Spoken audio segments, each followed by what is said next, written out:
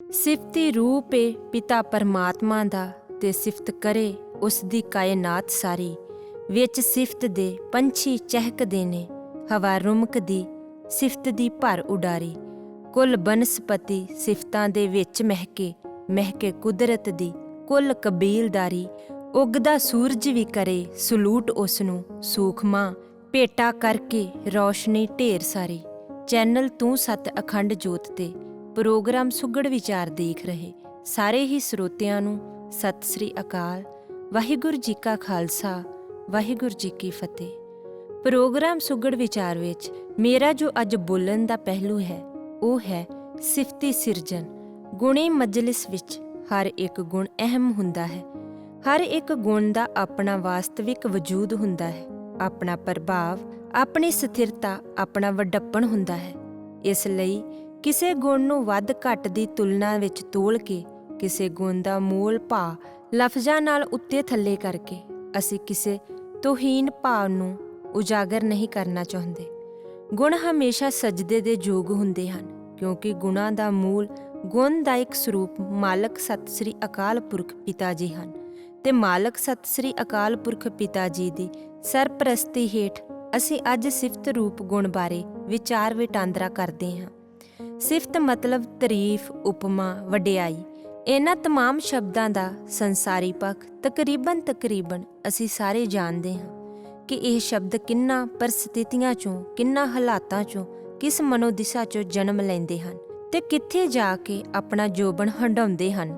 ਇਸ ਲਈ ਅਸੀਂ ਅੱਜ ਗੱਲ ਕਰਾਂਗੇ ਸਿਫਤ ਗੁਣ ਦੇ ਪਰਮਾਤਮਾ ਨਾਲ, ਖੁਦਾਈ ਨਾਲ ਜੁੜੇ ਸਰੂਪ ਦੀ। ਜੇ ਕਦੇ ਬਰੀਕ ਬੁੱਧ ਨਾਲ, ਜਾਗਰਤ ਅੱਖ ਨਾਲ ਗਹਿਰੇ ਹੋ ਕੇ ਤੱਕਿਆ ਜਾਵੇ ਤਾਂ ਪੂਰਾ ਬ੍ਰਹਿਮੰਡ ਮਾਲਕ ਸਤਿ ਸ੍ਰੀ ਅਕਾਲ ਪੁਰਖ ਪਿਤਾ ਜੀ ਦੀ ਸਿਫਤ ਗਾ ਰਿਹਾ ਹੈ। ਕਾਇਨਾਤ ਵਿਚਲੀ ਚੁੱਪ ਤੋਂ ਲੈ ਕੇ ਇਸ ਵਿੱਚ ਲਹਿਰਾਉਂਦੀ ਹਵਾ, ਲਹਿਰ ਬਣ ਵਹਿੰਦਾ ਪਾਣੀ, ਰੁੱਖਾਂ ਦੀਆਂ ਟਾਹਣੀਆਂ ਤੇ ਚਹਿਕਦੇ ਪੰਛੀ, ਕੰਡਿਆਂ ਪਿੱਛੇ ਆਪਣੇ ਵਜੂਦ ਦੀ ਜੰਗ ਲੜ ਕੇ ਮਹਿਕਦੇ ਫੁੱਲਾਂ ਤੱਕ ਕਰਤੇ ਦੀ ਸਿਫਤ ਗਾਉਂਦੇ ਹਨ। ਗੁਰਬਾਣੀ ਫੁਰਮਾਨ ਹੈ, ਗਾਵਨ ਤੁਧਨੂੰ ਪਵਨ ਪਾਣੀ ਬੈਸੰਤਰ। ਹੁਣ ਜਿਸ ਪ੍ਰਕਾਰ ਇਹ ਬਾਹਰੀ ਕਾਇਨਾਤ ਭਾਵ ਕਿ ਇਹ ਦ੍ਰਿਸ਼ਟਮਾਨ ਬ੍ਰਹਿਮੰਡ ਕਰਤੇ ਦੀ ਸਿਫਤ ਗਾਉਂਦਾ ਹੈ, ਉਸੇ ਪ੍ਰਕਾਰ ਕਾਇਆ ਭੀਤਰ ਵਸਿਆ ਬ੍ਰਹਿਮੰਡ ਵੀ ਕਰਤੇ ਦੀ ਸਿਫਤ ਗਾਉਂਦਾ ਹੈ।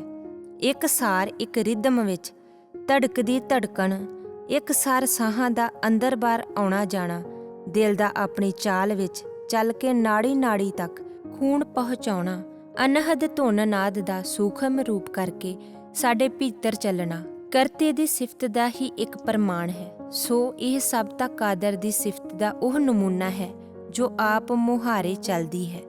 ਪਰ ਆਪ ਮੁਹਾਰੇ ਚੱਲਦੀ ਇਸ ਸਿਫਤ ਦੇ ਵਿੱਚ ਰਹਿੰਦਿਆਂ ਵੀ ਆਮ ਤੌਰ ਤੇ ਸੋਚ ਕਰਕੇ ਅਸੀਂ ਪਰਮਾਤਮਾ ਦੀ ਸਿਫਤ ਤੱਕ ਪਹੁੰਚਣ ਤੋਂ ਸੱਖਣੇ ਰਹਿ ਜਾਂਦੇ ਹਾਂ, ਕਿਉਂਕਿ ਸਾਡੀ ਸੋਚ ਕੁਝ ਹੋਰ ਅਲਾਪਣ ਵਿੱਚ, ਕੁਝ ਹੋਰ ਧਿਆਉਣ ਵਿੱਚ ਹੀ ਮਸਤ ਹੁੰਦੀ ਹੈ, ਰੁੱਝੀ ਹੁੰਦੀ ਹੈ। ਤੇ ਜਦੋਂ ਸੋਚ ਮਟੀਰੀਅਲ ਵਿੱਚ ਮਸਤ ਰਹਿੰਦੀ ਹੈ ਤਾਂ ਜ਼ਾਹਰ ਜਿਹੀ ਗੱਲ ਹੈ ਕਿ ਸੋਚ ਅੰਦਰ ਚੱਲਦਾ ਭਾਵਾਂ, ਖਿਆਲਾਂ, ਵਿਚਾਰਾਂ ਦਾ ਕਾਫਲਾ ਵੀ ਮਟੀਰੀਅਲ ਰੂਪ ਵੱਲ ਨੂੰ ਹੀ ਵਧੇਗਾ। ਤੇ ਫਿਰ ਜਦੋਂ ਸੋਚ ਦਾ ਕਾਫਲਾ ਮਟੀਰੀਅਲ ਰੂਪ ਵੱਲ ਦਾ ਹੁੰਦਾ ਹੈ ਤਾਂ ਸੋਚ ਕਦੇ ਵੀ ਮਾਲਕ ਦੀ ਸਿਫਤ ਵਿੱਚ ਨਹੀਂ ਜਾ ਸਕਦੀ।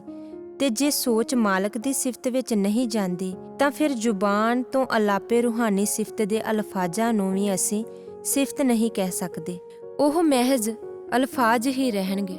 ਇਸ ਲਈ ਅਲਫਾਜ਼ਾਂ ਦੀ ਸਹਾਇਤਾ ਨਾਲ ਅਕਥ ਪੁਰਖ ਦੀ ਸਿਫਤ ਸਲਾਹ ਕਥਨ ਤੋਂ ਪਹਿਲਾਂ ਹਰ ਪਲ, ਹਰ ਘੜੀ, ਕੰਨ ਤੋਂ ਲੈ ਕੇ ਬ੍ਰਹਿਮੰਡ ਤੱਕ ਚੱਲ ਰਹੀ ਅਕਥ ਪੁਰਖ ਦੀ ਨਿਰੰਤਰ ਸਿਫਤ ਨਾਲ ਆਪਾ ਜੋੜੀਏ, ਭਾਵ ਕਿ ਆਪਣੀ ਸੋਚ ਜੋੜੀਏ ਤੇ ਅਨੁਭਵ ਕਰੀਏ ਦਾਤੇ ਦੀ ਸਿਫਤ ਦੇ ਨਗਮਿਆਂ ਦਾ, ਤਾਂ ਜੋ ਸਾਡੇ ਮੁੱਖੋਂ ਨਿਕਲਦਾ ਇੱਕ ਇੱਕ ਸ਼ਬਦ ਸਾਡਾ ਸਿਫਤੀ ਨਜ਼ਰਾਨਾ ਹੋਵੇ ਮਾਲਕ ਦੇ ਚਰਨੀ, ਉਸ ਪੂਰਨ ਪੁਰਖ ਦੇ ਚਰਨੀ ਜੋ ਅਸਲ ਵਿੱਚ ਅਸਲ ਸਿਫਤ ਦੇ ਯੋਗ ਹੈ ਤੇ ਜਿਸ ਦੀ ਕੀਤੀ ਸਿਫਤ ਸਾਨੂੰ ਵੀ ਸਿਫਤੀ ਪੁਰਖ ਸਤਿ ਸ੍ਰੀ ਅਕਾਲ ਪੁਰਖ ਪਿਤਾ ਜੀ ਦੇ ਘਰ ਦੇ ਯੋਗ ਕਰ ਸਕਦੀ ਹੈ।